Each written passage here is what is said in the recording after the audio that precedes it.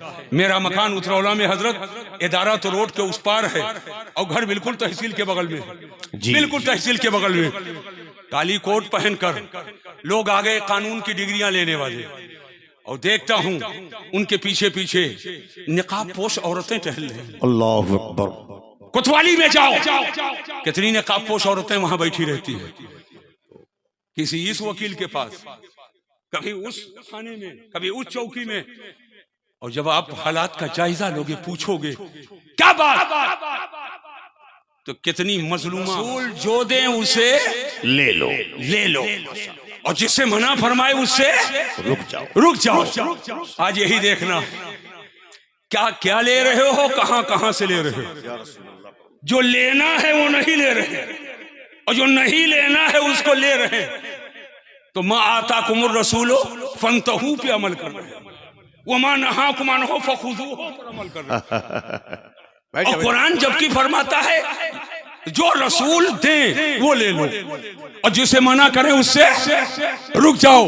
आ जाओ, हालात का जायजा लो, आलमी मंजरनामे पे नजर डालो, अपने गलियों का जायजा लो, अपने मुआशरे का जायजा लो, अपने हालात का जायजा लो, अपने मुआशरे और अपने समाज का जायजा लो। आज ये नौजवान बैठे हुए हैं, कलेजा मुंह को आता है। मेरा मकान उतरौला में हजरत, इदारा तो रोड के उस पार है और घर बिल्कुल तहसील के बगल में, बिल्कुल तहसील के बगल में। काली कोट पहनकर लोग आ गए कानून की डिग्रियां लेने वाले, और देखता हूं उनके पीछे पीछे निकाब पोश औरतें टहल रही। अल्लाह अकबर।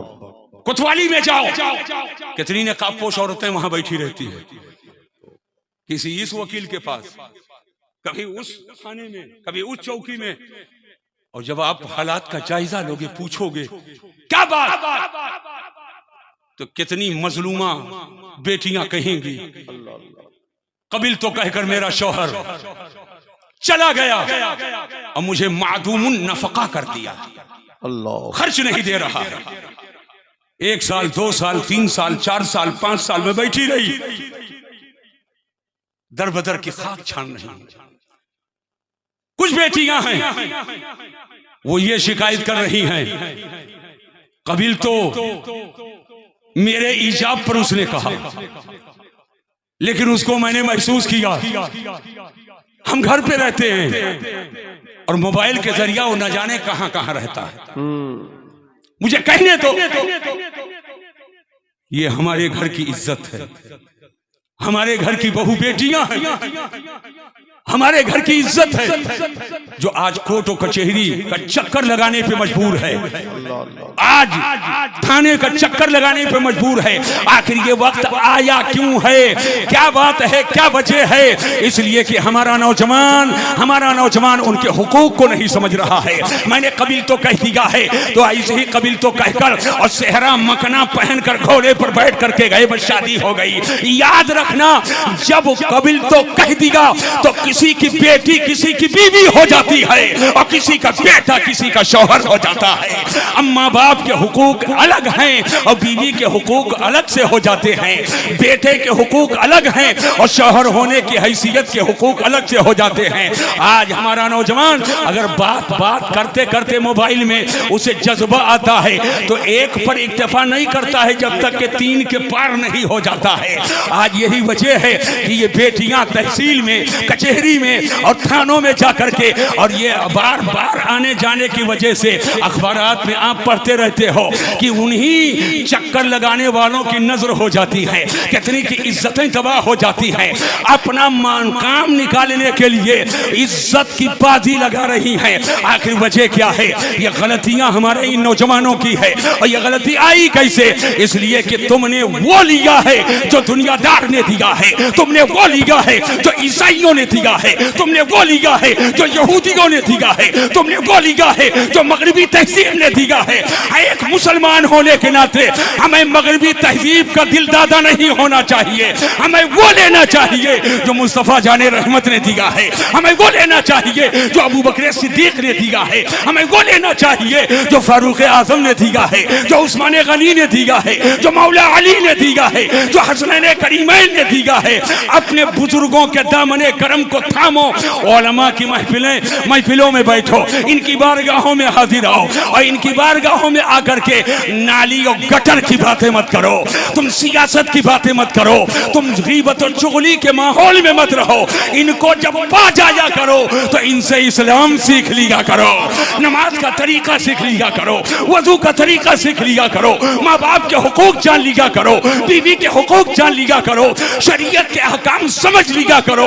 अगर इनकी सोहबतें आप इख्तियार कर ले गए तो अगर चटाई पिटाई के मदरसे में जाकर ज़ानी अदब को तय करके तुमने इल्म नहीं हासिल किया, लेकिन इनकी सोहबत की बरकत होगी तो दीन का कानून तुम्हारे सीने में होगा और इस्लामी कवानीन और अहकाम पर तुम अमल दरामद करोगे और वही तौबा करोगे कि अब अपने बच्चे को हम गलत सोसाइटी से निकालेंगे, हम मंदिर हक में दाखिल करेंगे और इसके सीने को कुरान की तालीम से रोशन कर दिया जाए। सुभान अल्लाह, सुभान अल्लाह, माशाअल्लाह, जिंदाबाद जिंदाबाद। इल्म कोई मामूली चीज नहीं है। वाह वाह वाह। मैं चाहता हूं थोड़ी देर बैठो।